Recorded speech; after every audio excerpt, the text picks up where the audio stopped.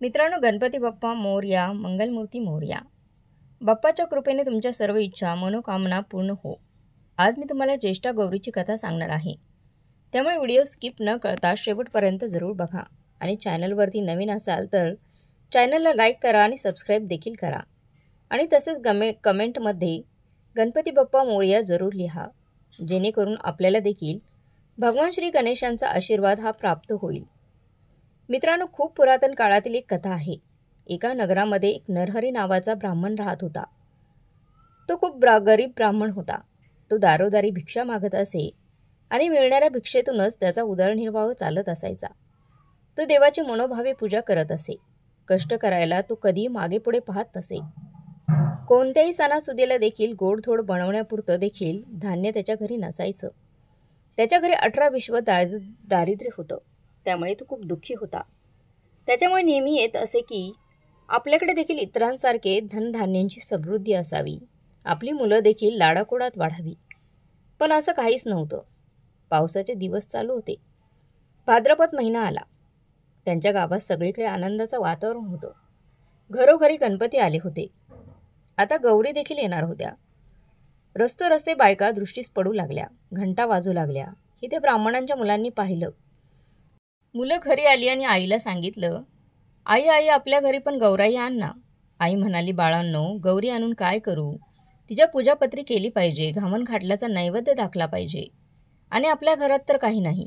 तुम्ही बाबाकडे बाजारात जा, बाजारातून सामान आणायला सांगा. सामान आणलं म्हणजे गौराई आणू. मुलं तिथून उठली, बाबांकडे आली. बाबा बाजारात जा, घावन घाटल्याचं सामान आणा म्हणजे आई गौर आणील. बापानं घरात चौकशी केली. मुलांचा नाद ऐकला, मनात फार दुःखी झाला. सोन्यासारखी मुलं आहेत, पण त्यांचा हट्ट पुरवता येत नाही. गरिबीपुढे उपाय नाही. मागायला जावं तर मिळत नाही. त्यापेक्षा मरण बरं म्हणून उठला, देवाचा धावा केला. तळ्याच्या पाळी गेला. जीव द्यावा म्हणून निश्चय केला. अर्ध्या वाटेवर गेला, इतक्यात संध्याकाळ झाली होती. जवळच एक म्हातारी सवाशीण भेटली. तिने त्याची कहाणी ऐकली. कोण म्हणून विचारलं. ब्राह्मणाने हकीकत सांगितली. म्हातारीने त्याचं समाधान केलं. बोधाच्या 4 गोष्टी सांगितल्या. ब्राह्मणानं म्हातारीला घरी आणलं. बायकोनं दिवा लावला, चौकशी केली. पाहुण्याबाई कोण आल्यात म्हणून विचारलं. नवऱ्याने आजी म्हणून सांगितलं. बायको घरात गेली आणि आंबेला करता कण्या पाहू लागली. तो मडका आपल्या कण्यांनी भरलेलं दृष्टीस पडलं तिच्या. तिला मोठं नवल वाटलं. ही गोष्ट तिने आपल्या नवऱ्याला सांगितली. त्याला देखील मोठा आनंद झाला. पुढे पुष्कळ पेस केली. सगळ्यांनी पोटभर खाल्ली. सगळेजण आनंदाने निजले. सकाळ झाली तशी म्हातारीने ब्राह्मणाला हाक मारली आणि म्हणाली, मुला, मला नाव घालायला सांग. म्हणून म्हणाली, घावणं घाटला देवाला कर, नाही म्हणू नकोस. रडगानं काही गाऊ नकोस. ब्राह्मण तसाच उठला. घरात बायकोला हाक मारली. अगं ऐकलंस का? आजीबाईला नाव घाल असं सांगितलं. आपण उठून भिक्षेला गेला. भिक्षा पुष्कळ मिळाली. सपाट गूळ आणला. मग सगळं सामान आणलं. ब्राह्मणाला आनंद झाला. बायकोने सगळा स्वयंपाक केला. मुलं बाळंसुद्धा पोटभर जेवली. म्हातारीने ब्राह्मणाला हाक मारली आणि म्हणाली, उद्या जेवायला खीर कर. म्हणून ब्राह्मणाला सांगितलं. ब्राह्मण म्हणाला, आजी दूध कुठून आणू?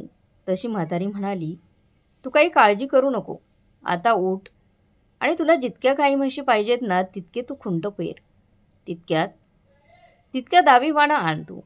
संध्याकाळी गोळमुहूर्तावर गाई म्हशींचे नावे घेऊन हाका मार, म्हणजे त्या येतील. तुझा खोटा भरेल आणि त्यांचं तू दूध काढ. ब्राह्मणाने तसं केलं. गाई म्हशींना हाक मारल्या. वासरंसुद्धा धावत आली. ब्राह्मणांचा गोठा गाई म्हशींनी भरून गेला. ब्राह्मणाने त्यांचं दूध काढलं. दुसऱ्या दिवशी खीर केली. संध्याकाळ झाली तशी म्हातारी पुन्हा म्हणाली, मुला आता मला पोस्ती कर. ब्राह्मण म्हणू लागला, अगं आजी, तुझ्या कृपेने मला आता सगळं प्राप्त झालं.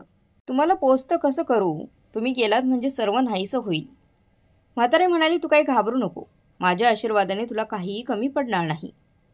ज्येष्ठा गौरी म्हणतात मीच मला आज पोस्ती कर. ब्राह्मण म्हणाला, हे दिलेलं असंच वाढव. असा काही उपाय सांग. गौरीने सांगितलं, तुला येताना वाळू दे. ती साऱ्या घरभर टाक. व्हरांड्यात टाक, मडक्यात टाक, पेटीत टाक, गोठ्यात टाक. असं केलंच म्हणजे कधी कोणत्याही गोष्टीची कमतरता भेटणार नाही तुला. ब्राह्मणानं बरं म्हटलं. तिची पूजा केली. गौर प्रसन्न झाली. तिने आपल्या उरात सांगितलं, भाद्रपद महिन्यात तळ्याच्या पाळी जावं, 2 खडे घेऊन आणावेत, ऊन पाण्याने धुवावे, ज्येष्ठ गौर व कनिष्ठ गौर म्हणून त्यांची स्थापना करावी, त्यांची पूजा करावी. दुसऱ्या दिवशी घावन गोड, तिसऱ्या दिवशी खीर पोळीचा नैवेद्य दाखवावा, सवाशिणीची ओटी भरावी, जेवू घालावं, संध्याकाळी हळदी कुंकू वाहून बोळवण करावी, म्हणजे त्याला अक्षय सुख मिळेल, सतत संपत्ती मिळेल. ही साठा उत्तराची कहाणी. 5 उत्तरी देवाच्या दारी, गायीच्या पिंपळाच्या पारी, सफळ संपूर्ण. हो, तर आता ज्येष्ठा आणि गौरीच्या अनेक कथा आपल्याला बघायला मिळतात मित्रांनो. ज्येष्ठ गौरी या दोन्ही बहिणी आहेत का? समुद्रमंथन या पौराणिक कथेनुसार समुद्रमंथनातून हलाल विषयानंतर श्री लक्ष्मी आणि तिची ज्येष्ठ बहीण श्री अलक्ष्मीचा म्हणजे ज्येष्ठा देवीचा जन्म झाला. श्री लक्ष्मी आणि श्री अलक्ष्मी या 2 बहिणी म्हणजे जणू नाण्याच्या 2 विरुद्ध बाजूच. परंतु लक्ष्मीसोबतच तिची ही थोरली बहीण अलक्ष्मी देखील पूजनीय आहे. लिंग महापुराणानुसार आणि पद्यपुराणानुसार समुद्रमंथनाच्या वेळी समुद्रातून ही प्रथम आली, म्हणून हिला ज्येष्ठा हे नाव मिळाले. श्री विष्णूने अलक्ष्मीला दिले होते हे 3 वर. या संदर्भात एक प्राचीन आख्यायिका अशी आहे की जेव्हा समुद्रमंथनातून एकामागोमाग एक रत्ने बाहेर येत असताना श्री लक्ष्मी हे रत्न प्रगट झाले. त्या क्षणी साक्षात भगवान विष्णूंनी लक्ष्मीची पत्नी म्हणून स्वीकार करण्याचा निश्चय केला. परंतु आपल्या ज्येष्ठ भगिनीचा विवाह झाल्याशिवाय आपण विवाह करणार नाही असं लक्ष्मीने श्री विष्णूंना सांगितले. श्री विष्णूने अलक्ष्मीचा विवाह एका तपस्वी ब्राह्मणासोबत लावून दिला. पद्यपुराण ब्रह्मखंडानुसार लक्ष्मी देवाचा श्री विष्णूसोबत विवाह होण्यापूर्वी ज्येष्ठा देवीचा विवाह उद्दालक ऋषींशी करावा लागला. लिंग महापुराणानुसार अलक्ष्मीचा विवाह दुसह नावाच्या मुनी ब्राह्मणांशी केला होता. विवाहानंतर अलक्ष्मीच्या उपद्रवी वर्तनामुळे व अवगुणामुळे तो तपस्वी वनात पळून गेला. तेव्हा श्री अलक्ष्मी एका अश्वत्थ म्हणजेच पिंपळाच्या झाडाच्या वृक्षाखाली जाऊन रडत बसली. तिथून श्री विष्णू जात असताना त्यांनी तिला रडताना पाहिले. तिची सगळी हकीकत त्यांनी ऐकली. त्यांनी तिचं सांत्वन केले व तिला 3 वर दिले. पहिला वर असा, जिथे भक्तीचा अभाव, आळस, व्यसनहीनता, नास्तिकता, अधर्म असेल तिथे तिने वास्तव्य करावे. दुसरा वर म्हणजे शनिवारी अश्वत्थास प्रदक्षिणे घालणाऱ्याने तिला दुःख पीडा देऊ नये. त्यामुळेच अगदी शनिवारी पिंपळाच्या झाडाला भरपूर महिला किंवा पुरुष आपल्याला प्रदक्षिणा घालताना दिसतात. तसेच पिंपळाच्या झाडाची पूजा शनिवारी करताना देखील दिसतात. तिसरा आणि महत्त्वाचा वर म्हणजे दरवर्षी भाद्रपद महिन्यातील ज्येष्ठ नक्षत्रावर तिची पूजा केली जाईल. जेव्हापासून ज्येष्ठ गौरी पूजनाच्या दिवशी लक्ष्मी अलक्ष्मी या दोन्ही बहिणींचा पूजा केली जाते. आटपाड नगर होतं जिथे एक राजा होता. त्याला 2 बायका होत्या, एक आवडती आणि दुसरी नावडती. आवडतीचं नाव पाट माधवराणी आणि नावडतीचं नाव चिमादेवराणी होतं. त्या राजाला एक शत्रू होता. त्याचं नाव नंदमनेश्वर होतं. तो क्षणी उडे क्षणी बुडे क्षणी, क्षणी अंतराळ जाई, क्षणी पाताळ जाई असा राजाच्या पाठीस लागला होता. त्यामुळे राजा वाळत चालला होता. एके दिवशी राजानं सर्व लोकांना बोलवले. नंदमनेश्वराला मारा म्हणून आज्ञा केली. सर्व लोकांनी राजाला बरं म्हटलं. त्याला जिकडे तिकडे शोधू लागले. त्याच नगरीत एक म्हातारीचा लेक होता. तो आपल्या आईला म्हणू लागला, आई आई मला भाकरी दे, मी राजाच्या शत्रूला मारायला जातो. म्हातारी म्हणाली, बाबा तू गरीबाचा पोर, 4 पावलं पुढे जा, झाडाआड वाळली भाकरी खा, म्हणजे लोक तुला हसणार नाहीत. पोरानं बरं म्हटलं. म्हातारीने भाकरी दिली. म्हातारीचं पोर भाकरी घेऊन निघाला. सगळ्यांच्या पुढे गेला. इतक्यात संध्याकाळ झाली. सर्व लोक घरी आले. त्यांना नंदमनेश्वर काही सापडला नाही. तसे राजाला फार काळजी लागली. पुढे फार रात्र झाली. म्हातारीचं पोर तिथेच राहिला. पुढे मध्यान्ह रात्री काय झालं, नागकन्या देवकन्या तिथे आल्या. महालक्ष्मीचा वसा सांगू लागल्या. पोरानं विचारलं, बाई बाई यानं काय होतं? त्यांनी सांगितलं, पडलं झडलं सापडतं, मनी चिंतलं कार्य होतं. इतकं ऐकल्यावर तोही त्यांच्याबरोबर वसावसू लागला. पूजा केली त्याने, घागरी फुंकल्या. पहाटेचं लक्ष्मी माय कोल्हापुरी जागती झाली. तसा नागकन्या देवकन्यांनी आशीर्वाद मागितला, तसा यांनीही मागितला. तसं देवीने दिला. राजाचा शत्रू मरेल, तुला अर्ध राज्य मिळेल, अर्ध भंडार मिळेल, माडीशी मांडी बांधशील, नाव ठेवील तो वैरी, डावा पाय मस्तकी घेऊन उद्या राजाच्या अंगणात मरून पडेल, असं म्हणून देवी अदृश्य झाली. म्हातारीचं पोर घरी आला. दुसऱ्या दिवशी राणी पहाटे उठली. परसात आली. राजाचा वैरी मेलेला पाहिला. तिला आनंद झाला. तिने ही गोष्ट राजाला जाऊन सांगितली. राजाने चौकशी केली. म्हातारीचं पोर सगळ्यांच्या मागे होता. यानं त्याला मारलं असेल असं लोकांनी राजाला सांगितलं. राजाने त्याला बोलवलं. म्हातारीचं पोर राजाच्या घरी आलं. त्याने राजाला विचारलं, राजा, नाही केला, अन्याय नाही केला, मला इथे का बोलवलं? मी काही अन्याय नाही केला. राजा म्हणाला, भिवू नको, घाबरू नको. माझा वैरी नंदमनेश्वर, कुणी मारलं त्याला? सगळे लोक तुझं नाव सांगतात. याचं कारण काय ते सांग. राजाला पोर म्हणाला, राजा मी मारलं नाही, पण तो देवीच्या वराने मेला. राजा म्हणाला, ती देवी कोणती? तिला तू भेटला होतास. पोरगा म्हणाला, सगळ्यांच्या पाठीमागून निघालो, त्यांच्या पुढे गेलो, शिळी भाकरी झाडा मागून खाल्ली. येता येता रात्र झाली. झाडाखाली वस्ती केली. रात्री नागकन्या देवकन्या तिथे आल्या. त्यांनी महालक्ष्मीचा वसा बसवला. त्यांची मी चौकशी केली. पुढे मी पूजा केली, घागरी फुगवल्या. पहाटे महालक्ष्मी माय कोल्हापुरात जागती झाली. सर्वांना आशीर्वाद दिला तसा मलाही दिला. तुला आशीर्वाद काय मिळाला? मला आशीर्वाद असा मिळाला की शत्रू मरेल, अर्ध राज्य मिळेल, अर्ध भंडार मिळेल, माडीशी माडी बांधील, नवलवाट होईल, नाव होईल, असं म्हणून देवी अदृश्य झाली. मग आम्ही उत्तर पूजा केली. ती घेऊन घरी आलो. तो तुझं बोलवणं आलं. राजाने हकीकत ऐकली, आनंदी झाला. पोराला अर्ध राज्य दिलं, भांडार अर्ध दिलं, माडीशी माडी बांधून दिली, नवनवलाट झाली. पुढे म्हातारीचं पोर आनंदाने वागू लागलं. ही बातमी राणीला समजली. राणीने नवलवाटाला बोलवणं धाडलं. महालक्ष्मीचा वसा कसा म्हणून विचारलं. नवलवाटानं तातव दाखवला.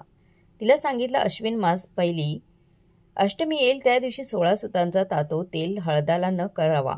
16 दुर्वा 16 तांदूळ घेऊन तुळशीची पंचामृती पूजा करावी. 16 अर्ध द्यावेत, मग धूप दीप दाखवावा. नैवेद्य दाखवून कहाणी करावी. ज्याचा वसा घेणं असेल त्याने तातूची पूजा करावी. तातू हातात बांधावा. दुसरी कहाणी चतुर्थीला व तिसरी चतुर्दशीला करावी. याप्रमाणे दर अश्विन मासी करावं. स्वतः तिने वसा समजून घेतला. ते व्रत पाळू लागली. पुढे एक दिवशी काय झालं, राजा राणीच्या महाली आला. सारीपाट घेऊ लागला. राजानं राणीचा तातू पाहिला. हे काय म्हणून विचारलं. राणीने तातूची हकीकत सांगितली. राजा म्हणाला, माझे घरी हरे भाऊ, दोरे भाऊ, काकणे भाऊ, कळावे भाऊ, रथाचं सूट तोडून टाक, मला याची गरज नाही. पुढे रात्र झाली. राजा राणी निजली. सकाळी दासी भटकी महाल झाडू लागल्या. केरात त्यांना तातू सापडला. दासीने तो तातू नवल वाटला दिला. त्याला राणीचा राग आला. इतक्यात काय चमत्कार झाला. त्याला नावडती राणी भेटली. तिने तो तातू मागितला. हा म्हणाला, उठशील मातशील, घेतला वसा टाकून देशील. तिने सांगितलं, उठणार नाही, मातणार नाही, घेतला वसा टाकणार नाही. तसा तातू तिच्या हवाली केला. वसा सांगितला. पुढे अश्विन मास आला. पहिली अष्टमी आली. त्या दिवशी काय चमत्कार झाला. देवी महालक्ष्मीने म्हातारीचं सोंग घेतलं. पाठ माधव राणीचे महाली गेली. महालक्ष्मीची तिला आठवण आहे की नाही हे पाहू लागली. तो घरात कुठे काहीच तयारी दिसेना. तेव्हा ती पाठ माधव राणीला म्हणू लागली, अगं पाठ माधव राणी, पुत्राची माय, आज तुझ्या घरी काय आहे? राणीने उत्तर दिलं, आज माझ्या घरी काही नाही. तेव्हा ती राणीला म्हणाली, अगं पाठ माधव राणी, पुत्राची माय, म्हातारीला पाणी देशील तर तुझ्या राज्याला पुरे होईल. राणीने उत्तर दिलं, म्हातारीच्या तांब्याभर पाणी दिलं तर माझ्या राज्याला पुरणार नाही. तेव्हा म्हातारीने पुन्हा पाठ माधव राणीला हाक मारली, अगं माधव राणी, पुत्राची माय, म्हातारीला दही भाताची शिदोरी देशील तर तुझ्या राज्याला पुरे होईल. राणी म्हणाली, म्हातारीला दही भाताची शिदोरी दिली तर माझ्या राज्याला पुरणार नाही. म्हातारीला राग आला. तिने शाप दिला. तो काय दिला, चौथीच्या नहाने डाराडोळी करीत असशील, अर्ध अंग बेडकाचं, अर्ध अंग मनुष्याचं, अशी होऊन पडशील. इतकं राणीने ऐकलं. खदखदा हसली. पुढे म्हातारी निघून गेली. तो चिमादेव राणीच्या महाली आली. इकडे तिकडे पाहू लागली. तो तिला जिकडे तिकडे गडबड दिसली. एकीकडे पूजेचं साहित्य दिसलं. दुसरीकडे महालक्ष्मीचा मुखवटा मांडलेला पाहिला. तिनं चिमादेव राणीला विचारलं, अगं चिमादेव राणी, पुत्राची माय, आज तुझ्या घरी काय आहे? तिने उत्तर दिलं, आज माझ्या घरी महालक्ष्मीचं व्रत आहे. तेव्हा म्हातारी म्हणाली, महालक्ष्मी म्हणतात मीच राणी. राणी म्हणाली, कशाने ओळखावी, कशाने जाणावी. तो सकाळी कुवारीन झाली, दुपारी सवाशीन झाली, संध्याकाळी पोक्त बायको झाली. अशा तिन्ही काळा तिने तिला पलटून दाखवल्या. नंतर मग राणीने तिला घरात बोलावून नाहू माकू घातलं. पितांबर नेसायला दिलं, चौरंग बसायला दिला. राणीनं मग नावानं वाटानं तिची पूजा केली. संध्याकाळी झाली. देवीसमोर दोघेजण घागरी फुंकू लागल्या. तसा घागरीचा आवाज राजाच्या कानी आला. धुपाचा वास महाली गेला. तसं राजाने चौकशी केली, शिपायांना हाक मारली. नावडतीच्या घरी आवाज कशाचा येतो तो तुम्ही पाहून या. मग शिपाई नावडतीच्या घरी आले. महालक्ष्मीचं दर्शन घेतलं. तसंच ते परतले. राजाच्या महाली आले. पाहिलेली हकीकत राजाला सांगितली. तसं राजा म्हणाला, मला तिथे घेऊन चला. शिपाई राजाला घेऊन राणीकडे आले. राणीने पंचारती ओवाळली. राजाचा हात धरला, मंदिरात घेऊन गेली. सारी पहाट खेळू लागली. सारी पहाट खेळता खेळता पहाट झाली. पहाटेच महालक्ष्मी माया कोल्हापुरात जाता जागती झाली. तसं राणी म्हणाली, माय मला आशीर्वाद दे. महालक्ष्मी म्हणाली, तुला आशीर्वाद काय देऊ. राजा तुला सकाळी घेऊन जाईल आणि तुझी सवत तुझ्या नाने डाराडोर करेल. अर्धंग बेडकाचं अर्धंग मनुष्याचं अशी होऊन पडेल. तशी चिमा देऊ राणीने तिची प्रार्थना केली की तिला इतका शाप देऊ नये. तसं देवीने सांगितलं की राजा तिला 12 वर्ष वनात तरी धाडेल. असं म्हणून देवी अदृश्य झाली. दिवस उजडल्यावर राजाने तिला रथात घातलं. वाड्यासमोर घेऊन आला. पाट माधव राणीला निरोप धाडला. राजा राणीला घेऊन येत आहे. तिला तू समोर ये. अशी ती फाटक तुटकन नेसली, घाणेरडी चोळी अंगात घातले, केस मोकळे सोडले, कपाळ मळवट भरला, जळत खापरं डोकीवर घेतलं आणि ओरडत किंचाळत पुढे आली. तो राजाने विचारलं की ओरडत किंचाळत कोण येत आहे. भूत आहे की खेत आहे. शिपाईने सांगितलं, भूत नाही, खेत नाही, तुझीच राणी तुला समोर येत आहे. राजा म्हणाला, तिला रानात नेऊन मारून टाका. असा शिपायांना हुकूम केला. आणि राजाने आपण उठून महाली आला. राजा राणी सुखाने नांदू लागली. इकडे शिपाईने पाठ माधव राणीला रानात नेलं. तिला राजाचा हुकूम सांगितला. राणी मग डसडसा रडू लागली. तसंच शिपायाने सांगितलं, राणी रडू नको. आम्ही तुझ्या हातचे खाल्लं प्यालेलं आहे. आमच्या ज्याने काही तुला मारवत नाही, म्हणून आम्ही तुला सोडून देतो. पुन्हा तू या राज्यात काही येऊ नको असे म्हणाले. राणीला तिथे सोडून दिलं. आपण निघून नगरात आले. नंतर ती तशीच फिरता फिरता एका नगरात गेली. पहिल्यांदी कुंभाराच्या आळीमध्ये गेली. तिथे नव्या राणीला नवा कळस घडवित होते. परंतु एकही कळस उतरेना. त्यांनी चौकशी केली. 9 माणूस कोण आला आहे तोही सापडला. त्यांनी तिला हकलून पिटळून लावले. पुढे ती कासाराच्या आळीत गेली. तर तिथे नव्या राणीला चुडा करत होते. पण एकही चुडा उतरेना. तेव्हा चौकशी केली. नवीन माणूस कोण आला आहे का. तेव्हाही सापडली. लोकांनी तिला मग हकलून लावलं. त्यानंतर ती तिथून निघाली आणि सोनाराच्या आळीत गेली. तिथे नव्या राणीला नवा दागिना घडवत होते. तो एकही दागिना उतरेना. तेव्हा त्यांनी चौकशी केली की इथे नवीन माणूस कोण आला आहे. तेव्हा ही त्यांना सापडली. त्यांनी तिला हकलून पिटळून तिथून लावून दिले. तिथून निघाली ती साड्यांच्या आळीमध्ये गेली. तिथे नव्या राणीला नवी साडी विणत होते. पण एकही साडी उतरेना. मग त्यांनी चौकशी केली. नवीन माणूस कोण आला आहे. इकडे तिकडे ते पाहू लागले. तेव्हा ही सापडली. मग तिला इथून हकलून पिटळून लावले. त्यामुळे तिच्यामुळे या सगळ्या गोष्टी होत होत्या म्हणून तिला हकलून लावत होते. पुढे ती रानात निघून गेली. जाता जाता ऋषींची गुफा दृष्टीस पडली. तिथे गेली. तो ऋषी ध्यानस्थ बसले होते. ती तिथेच राहिली. ऋषी स्नानाला गेले म्हणजे ही आपली सारवासारव करी, पूजेची बांधणी ठेवी. तशी तिनं 12 वर्ष सेवा केली. ऋषी प्रसन्न झाले. ते म्हणाले, इथे झाड सारवण कोण करतं त्यानं माझ्यासमोर यावं. तशी ती ऋषींच्या समोर आली. नमस्कार केला. ऋषींना झाड सारवण्याचं कारण विचारलं.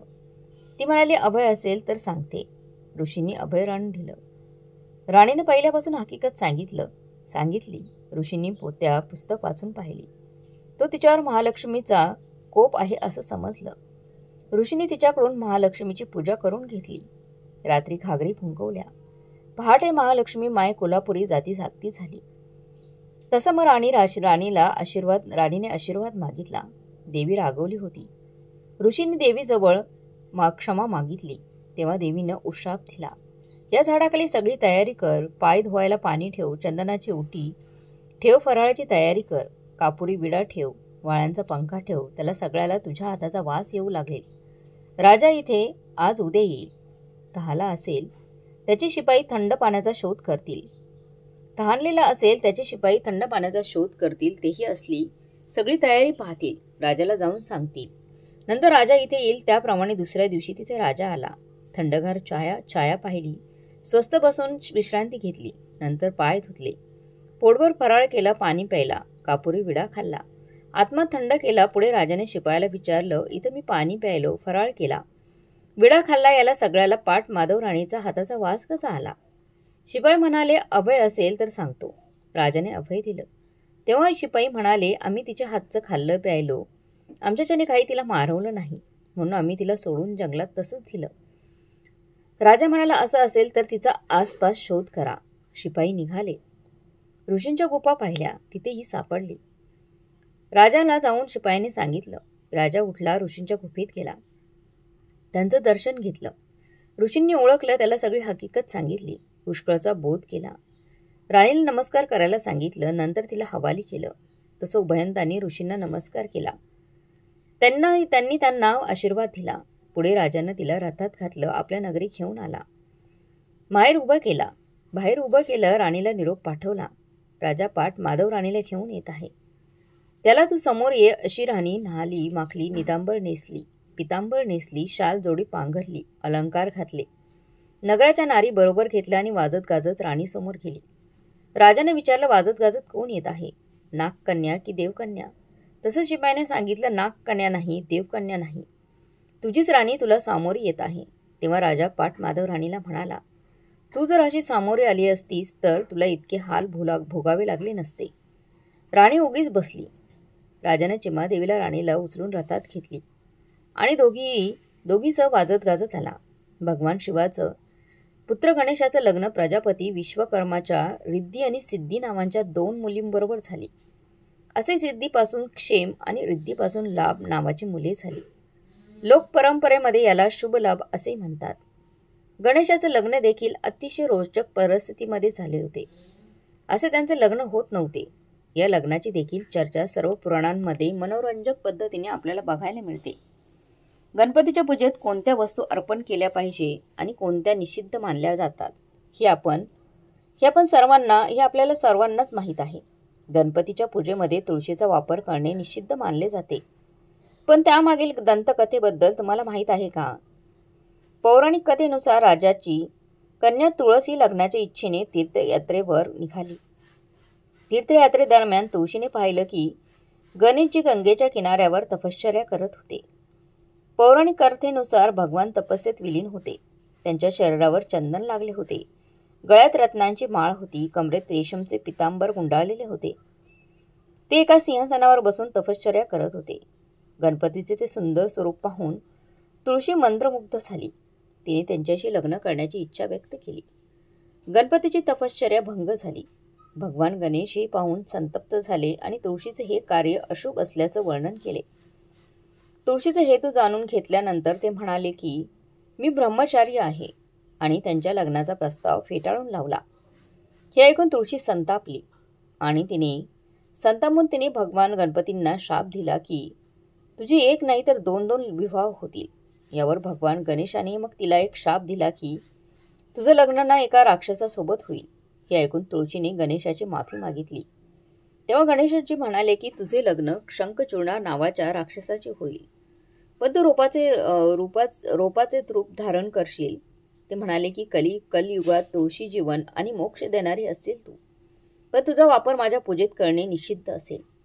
त्यामुळे गणपतीच्या पूजेत तुळशीचा वापर केला जात नाही. मित्रांनो, तुळस वनस्पती हिंदू धर्मात सर्वात पवित्र वनस्पती मानली जाते. ही पूजेच्या साहित्यामध्ये वापरली जाते. तुळस ही भगवान विष्णूंची आवडती आहे. तुळशीशिवाय भगवान विष्णूंची पूजा ही पूर्ण मानली जात नाही. आणखी एक आख्यायिकानुसार भगवान श्री गणेशांच्या शरीराच्या रचनेमुळे कुणीही त्यांच्याशी लग्न करू इच्छित नव्हते. त्यामुळे त्रास होऊन त्यांनी ब्रह्मचर्य व्रत पाळण्यास सुरुवात केली होती. यासोबतच त्यांनी इतर कोणाचेही लग्न होऊ दिले नाही. कोणाचेही लग्न असेल की त्यात विघ्न निर्माण करायचे. त्यांचं वाहन मूषक यांनी त्यांना त्यांच्या कामात साथ दिली होती. कोणाची लग्न ते होऊ देत नव्हते दोघेही. त्यांच्या या वाईट सवयीमुळे देवी देवता खूप अस्वस्थ होऊ लागले. एके दिवशी ते या समस्येबद्दल ब्रह्माजींकडे गेले. देवी देवतांच्या समस्या ऐकून भगवान ब्रह्मदेवाने आपल्या 2 मानस मुलींना भगवान गणेशांकडे शिक्षणासाठी पाठवले. भगवान गणेशाने ब्रह्मदेवाच्या आज्ञेचे पालन केले आणि त्यांच्या दोन्ही मुलींना शिकवायला सुरुवात केली. दरम्यान कोणत्याही लग्नाची बातमी आली की रिद्धी आणि सिद्धी भगवान गणेश आणि मूषकराज या दोघांचं लक्ष भरवायची. त्यामुळे हळूहळू लग्न होऊ लागली, विघ्न टळू लागली. पण ही गोष्ट गणपतीपासून फार काळ लपून राहू शकली नाही. रिद्धी आणि सिद्धीच्या या कार्याची त्या कार्याची माहिती मिळताच ते प्रचंड संतापले.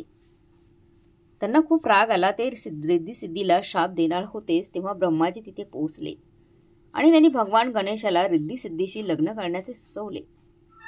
ब्रह्माजींच्या सूचनेनुसार भगवान गणेशाने रिद्धी सिद्धीसोबत विवाह केला आणि अशा प्रकारे त्यांचे 2दा लग्न झाले. भगवान विष्णूंचे लग्न देवी लक्ष्मीसोबत करण्याचे योजले. सर्व देवांना आमंत्रण मिळाले पण गणेशांना आमंत्रण नाही मिळाले. भगवान विष्णूच्या मिरवणुकीच्या वेळी सर्व देव आपापसात चर्चा करू लागले की गणेशा नाही. मग सर्वांनी विष्णूंना विचारले तर त्यांनी असं म्हटले की आम्ही गणेशजीच्या वडिलांना म्हणजेच महादेवांना आमंत्रण दिले आहे.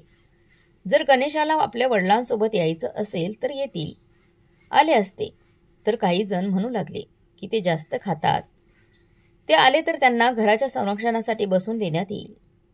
नंतर ही गोष्ट जेव्हा गणेशांना समजता त्यांनी आपल्या मूषक सैन्याला पुढे पाठवून वाटेला खालून पोकळ करून दिले. वराड तिथून निघाल्यावर रथांची चाकं जमिनीत रुतली. बराच वेळा प्रयत्न केल्यावर देखील चाकं नाहीच निघाली. सर्वांनी आपापल्या परीने प्रयत्न केले तरी काही झालं नाही. बऱ्याच जागेतून तुटायला लागले. कुणालाही काही सुचत नव्हते की आता काय करायचं, मार्ग कसा निवडायचा, कसं जायचं, काय करावे. तेव्हा नारदजींनी सांगितलं की आपण गणेशाचं अपमान करून चांगलं केलं नाही. जर आपण त्यांना मान देऊन आमंत्रित केलं असतं तर आपलं कार्य सिद्ध होऊ शकलं असतं आणि हे संकट देखील टळलं असतं. मग शंकराने आपल्या सेवक नंदीला पाठवले आणि ते गणेशांना घेऊन आले. गणेशांच्या आदराने पूजा करताच रथाची चाकी निघाली. भगवान गणेश हे हिंदू धर्मातील प्रथम पूज्य देव मानले जातात. कोणतेही शुभ कार्य करण्यापूर्वी त्यांचं नाव घेतलं जातं. त्यांची नावं घेतल्याशिवाय कोणतेही कार्य सुरळीत पद्धतीने होऊ शकत नाही. म्हणूनच आपण पहिल्यांदा बाप्पाची पूजा करतो आणि त्यानंतरच कोणत्याही शुभ कार्याला सुरुवात करतो. देवी पार्वतीला सर्व देवाने अमृतापासून तयार केलेले एक दिव्य मोदक दिला. मोदक बघून दोन्ही मुले कार्तिकेय आणि गणेश आईकडून मागू लागली. तेव्हा आई मोदकाच्या महत्त्वाचे वर्णन करू लागली की आपल्या दोघांमधून धर्माच्या दृष्टीने श्रेष्ठ होऊन सर्व तीर्थक्षेत्रांना जो प्रथम भेट देईल त्यालाच हा मोदक मिळेल. आईची गोष्ट ऐकून कार्तिकेय तर आपल्या मोरावर बसून एक चांगला मुहूर्त बघून सर्व तीर्थक्षेत्रांना भेट देऊन आले. इथे गणेशांचं वाहन उंदीर असल्यामुळे ते असं करण्यास असमर्थ होते. तेव्हा मग गणेशांनी अत्यंत आदराने आपल्या आईवडिलांभोवतीच म्हणजे शंकर आणि पार्वती भोवतीच प्रदक्षिणा घालून त्यांच्यासमोर जाऊन उभे राहिले. हे बघून पार्वती आई म्हणाल्या की सर्व तीर्थक्षेत्रात केलेली स्नान, सर्व देवांना केलेला नमस्कार, सर्व यज्ञांची फलप्राप्ती, सर्व प्रकारचे उपवास, मंत्र, योग आणि संयमाचे पालन हे सर्व आईवडिलांच्या पूजेच्या 16व्या भागाच्या बरोबर देखील असू शकत नाही. म्हणून हे गणेश शेकडो पुत्र आणि शेकडो गणांच्या पेक्षा वर आहे. म्हणून हे मोदक मी श्री गणेशांना देत आहे. आणि आईवडिलांच्या भक्तीमुळेच प्रत्येक यज्ञात सर्वात आधी गणेशांची पूजा होईल. हे पद्यपुराणामध्ये देखील सांगितलं गेलं आहे. तर मग मित्रमैत्रिणींनो, तुम्हाला ह्या कथा जर आवडल्या असतील तर कमेंटमध्ये गणपती बाप्पा मोरया जरूर लिहा. आणि नवीन असाल तर चॅनलला लाईक करा, सबस्क्राईब करा आणि आपल्या मित्रपरिवारासोबत जरूर शेअर करा. भेटूया पुढच्या व्हिडिओमध्ये. तोपर्यंत धन्यवाद.